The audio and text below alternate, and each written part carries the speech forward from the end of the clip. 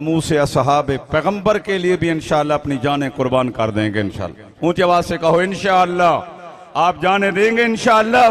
ہمارے قائدین انشاءاللہ جو حکم کریں گے انشاءاللہ رب محمد کی قسم ہم اپنی جانیں بھی اصحاب رسول کے عزت و ناموس پر قربان کرنے سے دریغ نہیں کریں گے انشاءاللہ۔ نعرہ تکبیر، تاج و تخت ختم نبوت، شان صحابہ، انشاءاللہ اس ملک کے اندر ختم نبوت کے غداروں کے لیے بھی کوئی جگہ نہیں چھوڑیں گے، اور میرے پیغمبر کے اصحاب رسول اہل بیت کے گستاخوں کے لیے بھی کوئی جگہ نہیں چھوڑیں گے انشاءاللہ۔ سب کہو، اونچی آواز سے کہو۔ میں خوش آمدید کہتا ہوں حضرت شیخ الحدیث مولانا مفتی محمد طیب صاحب دامت برکاتہم العالیہ جامعہ امدادیہ فیصل آباد کے محتمم تشریف لائے ہیں۔ اسی طرح جامعہ خالد بن ولید کے محتمم شیخ الحدیث حضرت مولانا ظفر احمد قاسم صاحب دامت برکاتہم العالیہ، حضرت مولانا عصمت اللہ بندیالوی صاحب، جناب مجاہد ختم نبوت حضرت طاہر عبد الرزاق صاحب دامت برکاتہم العالیہ، مجاہد ختم نبوت ابن سفیر ختم نبوت مولانا محمد الیاس چنیوٹی سمیت اپنے اکابر علماء کی تشریف آوری پر خوش آمدید کہتا ہوں۔ اور ضلع بکھر سے ہمارے جناب حاجی محبوب احمد ملک صاحب کی قیادت کے اندر بھی ایک قافلے نے شرکت فرمائی ہے۔ اللہ تعالیٰ ان سب حضرات کو جزائے خیر عطا فرمائے۔ اب برکت کے لیے ہمارے شیخ حضرت مولانا ظفر احمد قاسم صاحب ایک لمبا سفر کر کے تشریف لائے ہیں۔ ایک خواب دیکھا ہے، وہ آپ کو خواب سنانے کے لیے آئے ہیں۔ سبحان اللہ کا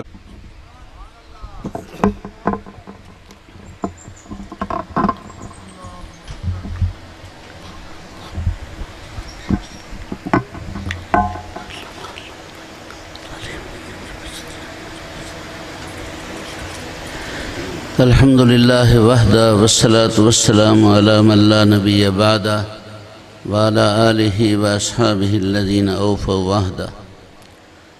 اما بعد فقال النبی صلی اللہ علیہ وسلم لا تزال طائفة من امتی قائمین علی الحق لا یضرهم من خذلهم او خالفهم حتی یاتی امر اللہ۔ صدق رسولہ النبی الکریم۔ بھائیو، علماء حضرات تشریف فرما ہیں۔ میرے اندر اتنی ہمت نہیں ہے، میں تو ایک ادنا سا مدرس ہوں، تو تدریسی انداز میں ایک چھوٹی سی بات کروں گا۔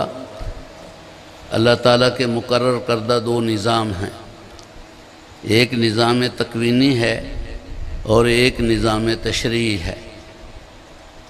علماء تشریف فرما ہے نظام تکوینی اسے کہا جاتا ہے جس میں انسان کا کوئی بس نہیں چلتا، وہ بہرحال ہونا ہے، سارے کے سارے لوگ اکٹھے ہو جائیں اور ان کو تبدیل کرنا چاہیں وہ نہیں کر سکتے۔ اس کی مثال آپ کے سمجھانے کے لیے سورج کا نکلنا، سورج کا ڈوبنا۔ کل غالباً 8 ستمبر ہے اور آج 7 ستمبر تھا، تو آج 7 ستمبر کو اگر صبح سورج تقریباً 5:43 پر طلوع ہوا ہے، تو اپنے 5 تو آج سے 10-20 ہزار سال پہلے بھی اگر اس جگہ پر کوئی آبادی تھی یا نہیں تھی، تو سورج آج سے 20,000 سال پہلے بھی اسی وقت ہی میں طلوع ہوا تھا۔ آج سورج اگر 6:34-35 پر غروب ہوا ہے، تو آج سے 10-20 ہزار سال پہلے بھی آج کے دن سورج اتنے ہی وقت میں غروب ہوا تھا۔ ساری دنیا مل کے اسے بدلنا چاہے وہ نہیں بدل سکتی۔ سردی کا آنا، گرمی کا آنا، کبھی اندھیری کا آ جانا، کبھی کچھ ہو جانا، بارشوں کیسے آتی ہیں، یہ سارے اللہ کے تکوینی نظام ہیں۔ ساری حکومتیں مل کر بھی اس کو تبدیل نہیں کر سکتی۔ لیکن عجیب بات یہ ہے کہ جن معاملات کو ہم بھی سمجھتے ہیں کہ یہ تبدیل نہیں ہوں گے، سورج نکل رہا ہے، غروب ہو رہا ہے، سردی آ رہی ہے، گرمی آ رہی ہے، یہ آسمان اپنی جگہ پر ایسے ہی قائم ہے، کئی ہزار سال پہلے بھی ایسے ہی تھا، اب بھی ایسے ہی ہے، تو یہ عموماً ہمارے ذہن میں ہے کہ یہ نہیں بدلے گا۔ تو بھائیو، یہ اس دنیا جب تک قیامت قائم نہیں ہوتی واقعتاً نہیں بدلے گا، لیکن جب قیامت نے قائم ہونا ہے تو اللہ کا ارشاد ہے، اذا الشمس کورت واذا النجوم انقدرت واذا الجبال سیرت واذا العشار عطلت واذا الوحوش حشرت واذا البحار سجرت، کہ میرے بندو آج جن چیزوں کو تم کہہ رہے ہو کہ یہ عدل بدل نہیں سکتے، ایک وقت آئے گا کہ یہ ساری چیزیں عدل بدل جائیں گی۔ او بھائی، اگر وہاں دیکھنے کے لیے آئے ہو تو اٹھ کے ادھر چلے جاؤ۔ بڑے لوگوں کا مقولہ ہے کہ ان النفس لا تتوجہ الی شیء فی آن واحد، ذہن بیک وقت دو چیزوں کی طرف متوجہ نہیں ہو سکتا۔ یہ انسان ہی ہیں جو آ رہے ہیں، تو کیا آپ نے انسان کو آتا جاتا کبھی نہیں دیکھا؟ اس لیے شیطان کو ناکام بناؤ، ان کے منصوبوں کو۔ جب دین کے لیے بیٹھے ہو تو دین کی باتیں سننے کے لیے ہمہ تن متوجہ رہو۔ تو میرے بھائیو، یہ دنیا جہان کی چیزیں بدل جائیں گی، لیکن آقا نامدار حضور پر نور صلی اللہ علیہ وسلم کی زبان سے نکلے ہوئے جو جملے ہیں، نہ پہلے کبھی بدلے ہیں، نہ آج بدلے ہیں، اور نہ قیامت تک کبھی بھی بدلیں گے۔ ذہن میں یاد رکھیں، ایک نظریہ ہوتا ہے اور ایک عمل ہوتا ہے۔ نظریہ ناقابل بدل ہوتا ہے، اور عمل اس میں ترمیم و اضافہ ہوتا رہتا ہے۔ آقا نامدار حضور پر نور صلی اللہ علیہ وسلم نے اعلان نبوت سے پہلے والا وقت بھی آپ کا بہت بڑا قابل استدلال ہو سکتا ہے، لیکن اعلان نبوت کے بعد نبی پاک کی 23 سالہ زندگی ہے۔ 23 سالہ زندگی میں تقریباً 13 سالہ مکہ مکرمہ کی زندگی ہے اور 10 سالہ مدینہ طیبہ کی زندگی ہے۔ آپ کو اچھی طرح پتہ ہے کہ جتنے فرائض ہیں، نماز، روزہ، حج، زکوٰۃ وغیرہ، یہ سارے معاملات مدینہ طیبہ میں طے ہوئے۔ مکہ مکرمہ کی زندگی میں رسول اللہ نے نظریہ بنایا ہے، وہاں کسی نماز، روزے وغیرہ کی دعوت نہیں۔ یہ ساری علماء تشریف فرما ہیں کہ نماز اور جماعت کا معاملہ کیسے ہوا، روزہ سن 2 ہجری میں فرض ہوا، اسی طرح زکوٰۃ ہے وغیرہ ہے، حج ہے، اس کے متعلق مختلف اقوال ہیں۔ تو وہ سارے کے سارے مدینہ منورہ کا معاملہ ہے۔ مکہ مکرمہ کی 13 سالہ زندگی میں رسول اللہ صلی اللہ علیہ وسلم نے نظریہ بنایا، ذہن بنایا۔ ان میں سے ایک، ویسے تو ہر زندگی کا لمحہ ہی آپ کا نظریاتی تھا، لیکن جس نظریے پر بہت بڑی محنت فرمائی، میں ایک ہی کی بات کروں گا، ہیں وہ بہت سارے، وہ یہ ہے کہ سب سے بڑا سچ اور سب سے بڑی حقیقت وہ ہے جو محمد رسول اللہ کی زبان سے نکلی۔ سب سے بڑی سچائی وہ جو آقا نامدار کی زبان سے نکلی ہے۔ علماء تشریف فرما ہیں، انسانی زندگی کے عموماً 4 احوال ہیں، ایک جاگتے ہوئے، ایک سوتے ہوئے، ایک جان بوجھ کر، ایک بھول کر۔ بھائی تھوڑی سی مہربانی کر کے خاموشی۔ انسانی زندگی کے 4 احوال ہیں، جاگتے ہوئے، سوتے ہوئے، جان بوجھ کر، بھول کر۔ ہر انسان کی زندگی کا جو جاگتے ہوئے معاملہ ہے وہ اور ہے، بھول کر اگر کوئی بات، سوتے ہوئے بات ہو جائے اسے حجت نہیں مانا جاتا۔ کوئی بڑے سے بڑا شیخ الحدیث بھی ہو تو وہ اگر ان کے پاس سے رات کو کوئی گزرے تو کہتے ہیں حضرت رات ہم آپ کے پاس سے گزرے تھے، آپ کچھ بڑبڑا رہے تھے، ہمیں سمجھ نہیں آئی۔ ان کو بڑبڑانا کہتے ہیں۔ لیکن اللہ کے نبی اگر سوتے ہوئے بھی بول رہے ہوں تو وہ قرآن کی طرح سچ ہوا کرتا ہے۔ اسی طرح جان بوجھ کر بولنا اور بھول کر بولنا۔ صدیق اکبر جن کا لقب ہی صدیقیت ہے کہ سچ کا مجسمہ، ان کے متعلق بھی نہیں کہا جا سکتا کہ وہ بھول کر بولیں تب بھی سچ ہوگا، لیکن آقا نامدار حضور پر نور صلی اللہ علیہ وسلم کی زبان سے کوئی چیز بھول کر نکل جائے وہ بھی دین بن جاتا ہے۔ تو نبی پاک نے یہ ذہن بنایا کہ سب سے بڑا سچ اور حقیقت وہ ہوگی جو اللہ کے نبی کی زبان سے نکلے گی. اور یہ میں نے یہ جملہ آپ کے سامنے بولا، یہ آقا نامدار کے زبان مبارک کا ہے کہ لا تزال طائفۃ من امتی قائمین علی الحق لا یضرهم من خذلهم او خالفهم حتی یأتی امر اللہ. کہ آقا نامدار نے فرمایا کہ میری امت کا ایک طبقہ ہمیشہ ایسا رہے گا جو دین پر ہی ڈٹا رہے گا، ساری دنیا ان کی مخالف ہو جائے پھر بھی وہ کبھی دین سے نہیں ہٹیں گے اور دین کو قائم ہی رکھیں گے. مثال کے طور پر وہ نیٹو کی فوجیں جنہوں نے لیبیا کی 7 دنوں کے اندر اینٹ سے اینٹ بجا کے رکھ دی، وہ 22 سال میں ان قہوے سے روٹیاں کھانے والوں کے سامنے ہاتھ جوڑ کے جانا چاہتے ہیں کہ خدا کے لیے ہماری جان چھوڑو. تو وہ لا تزال طائفۃ من امتی کا مصداق.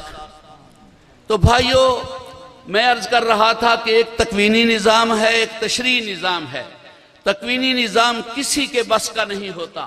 کوئی انسان یہ کہے کہ میں محنت کر رہا ہوں کہ اللہ کی وحدانیت کے تحفظ کروں گا، اللہ کی قسم نہیں. اللہ وحدہ لا شریک ہیں، تھے، ہیں اور رہیں گے. کوئی تحفظ کرے تب بھی وہ وحدہ لا شریک ہیں. علماء تشریف فرما ہیں، آقا نامدار فرما رہے ہیں کہ میرے پیارے اعلان فرما دیجئے لو اجتمعت الانس والجن من اولہم الى آخرہم وکانوا کاشکا رجل وعزتی وکبریائی ما نقصوا فی الوہیتی شیئا. اگر ساری مخلوق مل کے اللہ فرماتے ہیں میری مخالف بن جائے تو مجھے میری عزت و کبریائی کی قسم ساری مخلوق کی مخالفت میری الوہیت میں رائی کے دانے کے برابر بھی کمی نہیں کر سکتے. وَلَوْ اجْتَمَعَتِ الْإِنسُ وَالْجِنُّ مِنْ أَوَّلِهِمْ إِلَىٰ آخِرِهِمْ وَكَانُوا كَأَتْقَىٰ رَجُلٍ. اور ساری کی ساری مخلوق مل کے متقی اور پرہیزگاریوں کی آخری سرحدوں کو چھو جائے، فرماتے ہیں وَعِزَّتِي وَكِبْرِيَائِي مَا زَادُوا فِي أُلُوهِيَّتِي شَيْئًا.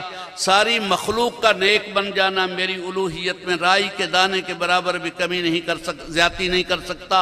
لِأَنِّي أَنَا اللَّهُ أَنَا الْأَحَدُ الصَّمَدُ. کیونکہ میں اللہ ہوں، اللہ تھا، اللہ ہوں، اللہ ہی رہوں گا. سمد تھا، سمد ہوں اور سمد ہی رہوں گا. ساری دنیا مان جائے تب بھی میری چلے گی، کوئی بھی نہ مانے تب بھی میری چلے گی.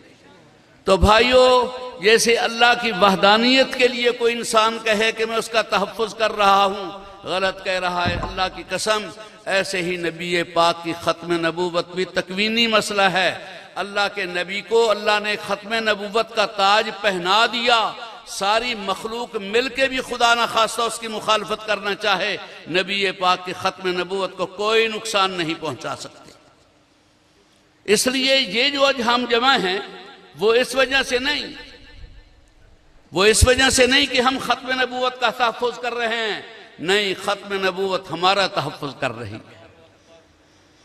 آپ کو پتہ ہے سیدنا حسان بن ثابت رضی اللہ تعالیٰ عنہ نے بہترین قسم کا ایک قصیدہ لکھا تھا اور لوگوں نے بڑی تعریف کی کہ آپ نے کمال کر دیا. تو حضرت حسان بن ثابت نے یہی بات فرمائی تھی کہ مائے مدحت محمدم بمقالتی ولیکن مدحت مقالتی بمحمدی. لوگو، میں نے اپنے قصیدے کے ذریعے سے آقا نامدار کی مدح و ثنا نہیں کی، بلکہ آقا نامدار کی مدح و ثنا کے ذریعے سے میرے قصیدے کی شان بڑھ گئی ہے. تو بھائیو، ختم نبوت کب تاج پہنایا جا سکا، یہ تو ہمارے تحفظ کی بات ہے. جب تک ختم نبوت کو اسی انداز میں گلے سے لگا کر اور سینے سے لگا کر رہیں گے تو اللہ ہمارے ایمان کی تب تحفظ فرمائیں گے. تو ہمارے ہی اکابر علامہ انور شاہ کشمیری سے بھی ابتدا سے لے کر وہ الحمدللہ لگے ہوئے ہیں اور لگے رہیں گے. یہ ہمارے اپنے ایمان کا تحفظ ہے، ختم نبوت کا معاملہ کوئی نہیں. میں تو ایک خوشخبری سنانے کے لیے اگلی رات بوڑھا آدمی ہوں. حدیث میں آتا ہے کہ رویا صالحہ ہو و بشرا للمومن، کیونکہ بھلائی کا خواب جو ہوتا ہے وہ ایمان والے کے لیے ایک قسم کی یرا لہو او ترا لہو. انسان خود دیکھتا ہے یا اس کے لیے کوئی اور دیکھتا ہے. تو 2-3 رات پہلے مجھے خواب آیا کہ ہمارے سارے اکابر اللہ کے فضل و کرم سے جمع ہیں. حضرت تھانوی حکیم الامت، حضرت تھانوی شیخ الاسلام حضرت مدنی، حضرت رائے پوری، حضرت امام لاہوری، حضرت میر شریعت اور حضرت درخواستی خاص طور پر 2-3 دفعہ مجھے نظر آئے. اور اسی میں مولانا لقمان صاحب علی پوری بھی میں بیٹھے ہیں۔ تو میں نے دیکھا کہ وہ اپنے کرسی پر بیٹھے ہیں، تو میں نے کہا یار ابھی آپ علماء دیوبند کی شان بیان کریں گے، پہلے یہ بتلاؤ کہ اتنا لمبا سفر کر کے کہیں تحفظ ختم نبوت والی انٹرنیشنل ختم نبوت میں شریک ہونے کے لیے آئے ہیں؟ تو مولانا لقمان صاحب حضرت درخواسی کی طرح منہ کر کے کہتے ہیں کہ حضرت سے پوچھ لو، ہم ایک اجلاس میں شریک ہو چکے ہیں، اب دوسرے اجلاس کی انتظار کر رہے ہیں۔ بس یہ خواب آیا اور میری آنکھ کھل گئی۔ تو میں نے سب سے پہلے مولانا اللہ وسائے صاحب کو یہ خواب سنایا، اور میں نے ساتھ ہی ان کو کہا کہ اب یہ خواب بتلا رہا ہے کہ آپ ساری تحفظ ختم نبوت کو وہاں ضرور شریک ہونا چاہیے۔ تو بھائیو، بوڑھے ہونے کے باوجود اس خواب کی بنیاد پر میں نے کہا کہ چلو وہ حضرت یوسف علیہ السلام کے خریداروں والی اس مائی کی اس چھوٹی سی اٹی جیسا تو میرے پاس نہیں ہے معاملہ، لیکن پھر بھی نیت المومن خیر من عملہ، میں نے کہا بڑھاپے میں اس اللہ کے نیک بندوں کے اجتماع میں تھوڑا سا شرکت کر کے اللہ قیامت کے دن ہماری بخشش کا بھی کوئی سامان فرمائیں گے۔ اللہ تعالیٰ آپ حضرات کی تشریف آوری کو اور ہمارے اکابر کی اس جد و جہد کو اللہ کے فضل و کرم سے اللہ نے قبول فرمایا بھی ہے، اور قیامت تک کی قبولیت عامہ اللہ نصیب فرمائے۔ وآخر دعوانا ان الحمدللہ رب العالمین۔